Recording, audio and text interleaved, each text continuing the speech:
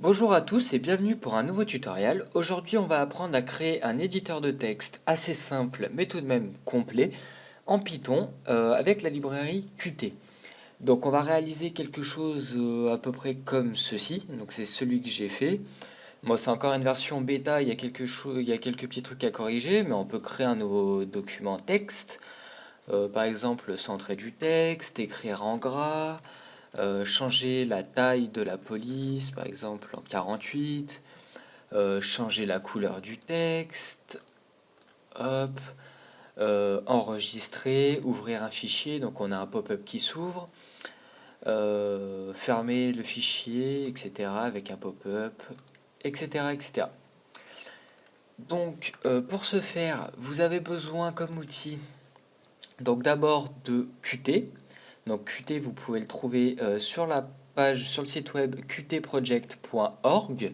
À ce jour, donc on est sur Qt 5, Qt 5.1. Donc vous pouvez télécharger sur le site, hein, c'est assez rapide à télécharger, c'est pas super lourd, vous l'installez. Ensuite, une fois que vous avez installé Qt, il vous faut PQT. Donc c'est en fait pour porter le langage Qt, enfin pour porter Qt en fait en Python. Donc ça va en quelque sorte traduire le code en C en Python. Donc vous tapez sur Google PQT, vous allez tomber donc sur le premier lien, c'est Riverbank Computing. Donc vous allez dessus. Donc ensuite, si vous n'êtes pas sur la page directement de PQT, vous allez dans Software, PQT, puis Download. Et ensuite, donc vous téléchargez, vous avez tous les modules, etc. Et si vous voulez télécharger, vous cliquez ici, donc PQT4, voilà, on clique. Et ensuite, vous avez les versions. Donc, faites bien attention, il vous faut normalement, si je ne me trompe pas, voilà, vous descendez et prenez bien la version qui correspond à votre version de Python. Donc, moi là, j'ai Python 3.2, je suis sous Windows en 64 bits. Donc, je vais prendre ici PQT en 3.2 version 64. Il faut bien prendre l'installeur qui correspond à notre version de Python. Et si vous êtes sur Mac ou autre, vous suivez, donc vous prenez n'importe quel package et ça marchera. Bon, sur Mac, c'est un petit peu plus compliqué à installer, donc sur Linux, c'est pareil. Je vous conseille, si vous êtes sur Mac, de l'installer via, comment ça s'appelle? Le module port, je crois que ça s'appelle comme ça, donc vous avez les liens dans la description, vous aurez tous les tutos, etc. Ensuite, quand vous avez téléchargé PQT4, il vous faut zip. Donc c'est toujours hein, sur le même site. Download zip. Sous Windows, vous avez un exécutable en .exe. Et ah non, sur zip, non, faut compiler. Bon, c'est simple, hein, de toute façon, vous avez juste une commande à taper, c'est marqué sur le site. Et sinon, vous pouvez le faire, il y a des packages qui rassemblent PQT, Qt et zip dans le même.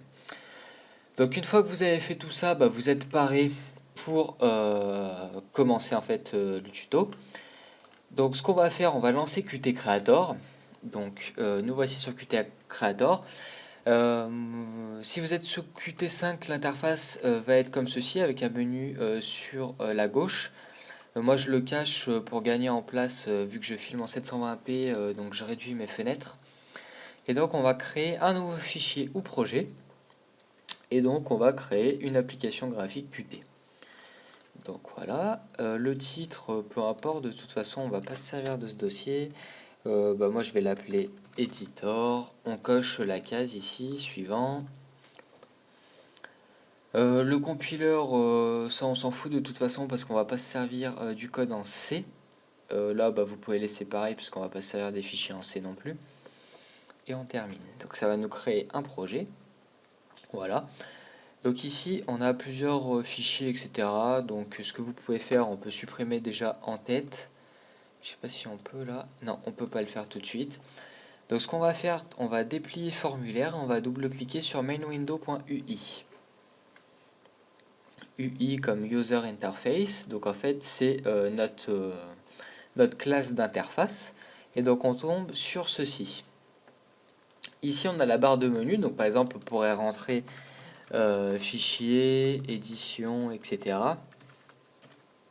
Voilà, donc si on lance le programme sur un debug, vous allez voir comment ça va s'afficher. Donc c'est juste pour vous faire voir une preview. Donc on tombe sur quelque chose comme ceci, avec fichier, édition, etc. Et voilà, donc ça nous on n'en a pas besoin en fait de cette barre, donc on va faire clic droit dessus et supprimer la barre du menu. Ici on a une toolbar, donc en fait c'est ce qui va nous servir à ajouter tous nos boutons, nouveaux, fichiers, etc. Fermer, sauvegarder, mettre en gras, etc. Donc pour ce faire on va déjà commencer par mettre une taille fixe pour notre interface. Donc sur la droite nous avons un volet ici dans géométrie.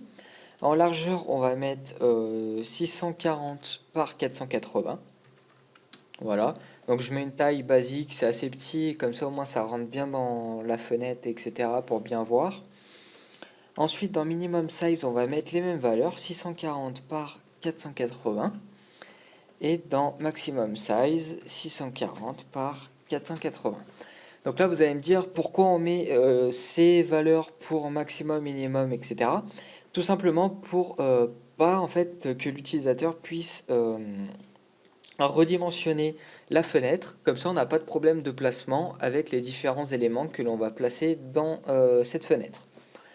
Donc pour commencer, on va tout de suite mettre notre zone de texte. Donc dans le panneau à gauche, on descend et on va prendre un texte edit que l'on va déplacer. On va le redimensionner donc pour que ça prenne à peu près toute la taille, hein. Comme ceci, on le descend, voilà, comme ça à peu près, c'est pas trop mal. Voilà. On va juste le renommer par contre, donc dans le volet de droite, on remonte et dans Object Name, on va l'appeler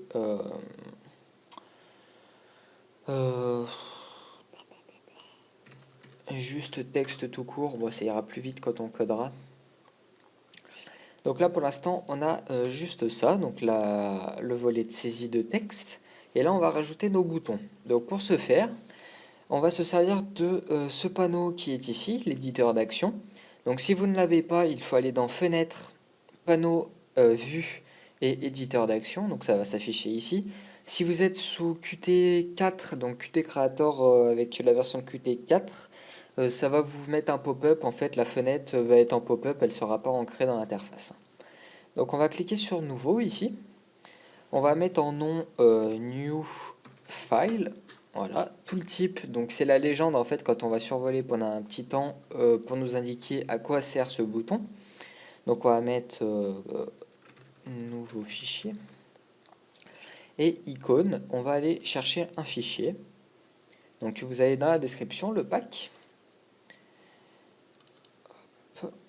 Donc moi je copie juste mon dossier dans le dossier qu'on vient de créer. Voilà. Et on va mettre l'icône New. Shortcut, on va mettre CTRL-N et on fait OK. Donc là on a l'icône qui se crée et on n'a plus qu'à la glisser-déposer dans la toolbar. Donc là vous voyez la toolbar, on peut la déplacer à droite, à gauche, etc. Et nous on veut pas ça. Donc d'abord, on va cliquer donc sur la toolbar, on va descendre tout en bas dans les attributs et on va décocher Movable. Voilà, comme ceci. Et donc on va procéder donc pour toutes les icônes, on va faire pareil, donc histoire de les mettre, etc. Donc on se retrouve à la fin. Donc on se retrouve avec l'interface entièrement terminée.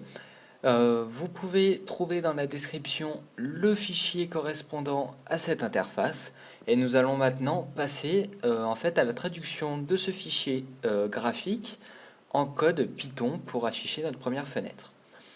Donc pour ce faire, il faut se rendre dans le dossier de notre application. Donc moi c'était dans le dossier Editor et ici on trouve tous ces fichiers. Donc là d'abord, on va fermer Qt Creator. Voilà, tout enregistré, peu importe. Et donc ici, on se retrouve avec plein de fichiers. Donc on va déjà supprimer tous les fichiers. En fait, on peut tout supprimer, donc sauf notre dossier ressources et notre fichier en .ui, donc qui s'appelle mainwindow.ui. Voilà, donc comme ça, c'est déjà plus clair. Maintenant, on va ouvrir une ligne de commande dans le dossier courant Donc pour ce faire, si vous êtes sur Windows, maintenez Shift et appuyez sur clic droit dans le dossier et vous allez avoir un onglet ouvrir une fenêtre de commande ici. Voilà. Et donc maintenant on va taper la commande. Donc si vous avez bien installé SIP et PQT, sinon ça ne marchera pas. Donc avec ces modules, nous avons accès à la commande qui s'appelle PUIC. Donc PUIC, Python User Interface, je sais pas à quoi ça correspond, je le sais. Ça doit être Creator, je pense. On va taper le nom de notre fichier .ui. Donc nous c'est main.window.ui. On va mettre le symbole supérieur et espace. On va mettre main.window.pi. Peu importe le nom, hein, il faut juste avoir l'extension .pi. On appuie sur Entrée. Et on a un fichier .pi. Donc là, ça a bugué. Tout simplement parce que c'est PUIC4. Voilà. On refait. On attend un petit peu. Et on a notre fichier. Voilà. Donc on voit bien 9KO. Le fichier existe bien. Donc maintenant, on va l'éditer. Donc on va d'abord créer une copie de ce fichier qu'on va appeler main. Voilà, .pi. On va l'éditer. Juste histoire en fait d'afficher notre première fenêtre. Voilà, donc on a notre code. Je ferme les fichiers qui servent à rien. Donc nous c'est main qu'on garde. Voilà. Donc là on peut tout supprimer excepté la première ligne qui indique l'encodage. Voilà. Et on va charger main window. Voilà. Donc ici on voit bien donc la traduction de toute notre interface graphique en code.python. Donc en fait le PUIC4 nous a créé une classe UI main window qui hérite d'un objet. Et dans cette classe nous avons deux fonctions. Donc la première qui est setup UI qu'on appelle en fait pour afficher tout le contenu de notre fenêtre. Donc on voit la toolbar avec les icônes. On peut voir donc toutes les icônes de la toolbar avec les séparateurs entre le texte editor. Donc si on fait une recherche texte, bon, je sais pas où c'est qu'il est caché. Voilà, il est là. Notre outil texte, donc c'est un QTextEdit. Voilà, donc on a tous nos objets. Et donc en fait, on va se servir de cette classe pour afficher notre fenêtre. Donc dans main, on va importer déjà plusieurs modules. Donc on va faire from pqt4 import qtgui qtcore. Nous allons ensuite importer import 6 et on va importer après notre classe main window, donc from main window, donc c'est le nom de notre fichier, hein, import ui underscore main window. Voilà, c'est le nom de notre classe qui est ici. Donc on peut enregistrer et on va premièrement créer une classe que l'on va appeler donc TextEditor par exemple, qui va prendre en paramètre, donc qui va hériter de la classe qtgui.qMainWindow. Voilà. Et donc dans cette classe, on va créer une fonction constructrice, donc def init entre parenthèses self, qui va prendre donc combien de paramètres? Deux paramètres en plus de self. Donc self, on va prendre le paramètre title qui va être par défaut égal donc à du string. On va mettre default, voilà, au cas où on n'entre pas de titre pour notre interface. Et deuxième paramètre que l'on va appeler parent et qui va prendre comme paramètre none. Voilà. Pour l'instant, on va rien faire. Donc là, je mets l'instruction pass pour pas que ça bug. On va sortir de la classe et on va faire une condition. Donc if underscore underscore name égale underscore file, main, pardon, deux points. On va créer une variable app qui va être égale à qt.quApplication qui prend en paramètre 6.argv. Ensuite, une variable window, donc je l'appelle W, voilà, qui va être une instance de notre classe TextEditor. Voilà. Ensuite, on va appeler la fonction show, donc w.show pour afficher une fenêtre. Et ensuite, 6.exit, entre parenthèses, app.exec avec un underscore et des parenthèses. Donc tout ce bout de code, en fait, on crée une application donc générale en fait qui va gérer l'ouverture, la fermeture, la réduction, etc. avec le titre, etc. de la fenêtre. Pardon. Ensuite, on crée une instance de notre classe TextEditor. On affiche donc TextEditor et après on exécute en fait notre application. Donc dans TextEditor, on va commencer donc par afficher une fenêtre. Ça serait bien sympa au bout de 16 minutes qu'on fasse quelque chose. Donc on va d'abord exécuter la fonction super qui prend en paramètre le nom de la classe courante. Donc nous c'est TextEditor. En second paramètre self. Ensuite, on sort des parenthèses, on va faire point, underscore, init, underscore, entre parenthèses, et on va passer le paramètre parent qui est égal à none. Donc on pourrait très bien écrire none directement, mais on crée une variable, c'est plus clair. Parent, voilà. Donc cette fonction a pour but en fait d'appeler le constructeur de la classe dont hérite notre classe principale. Donc nous, notre classe principale, c'est TextEditor, et la classe héritée, donc c'est qtegui.qmainWindow, donc on hérite de qmainWindow. Cette fonction a pour but en fait d'appeler le constructeur de qmainWindow et d'initialiser notre classe pour s'en servir. Bon, si c'est un petit peu compliqué ça, mais bon, c'est pas bien compliqué de comprendre ceci, hein, l'essentiel c'est de le faire. Ensuite, on va créer une variable self.ui qui va être égale à une instance de notre classe UI_main_window. Donc self.ui égale UI underscore main window. Voilà. Et ensuite, on va créer... Enfin, on va pas créer, on va plutôt appeler une fonction self.ui.setup.ui avec des parenthèses et on lui passe self. Voilà, donc en fait, on a créé une instance de cette classe, donc on a un objet UI_main_window et sur cet objet, on appelle la méthode setupUI qui prend en paramètre self. Self en fait qui est ce paramètre main_window pour indiquer qu'on utilise un objet de classe qmainWindow.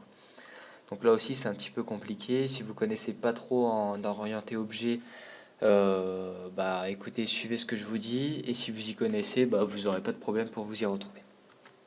Voilà, donc là normalement si on exécute notre fichier main.py, donc on a une erreur. Voyons voir ce que ça nous indique. Exit, oui, effectivement, j'ai fait une faute ici, donc on enlève. Donc c'est bien exit, hein, pas exit. Je sais pas pourquoi j'ai écrit comme ça. Exit, voilà, on compile, il n'y a pas de problème. Hop. Annuler, et donc là, on a bien notre fenêtre qui s'affiche. Pardon, avec tous les boutons. Donc pour l'instant les boutons, il n'y a rien qui se passe, hein, vous voyez bien. Hein. On a bien la zone de texte, mais rien ne se passe. Voilà. Donc c'est tout pour cette première partie d'introduction, on va dire, au tutoriel. Et on va se retrouver pour la deuxième partie où on va commencer bel et bien à coder nos premières fonctions. Allez, salut à tous!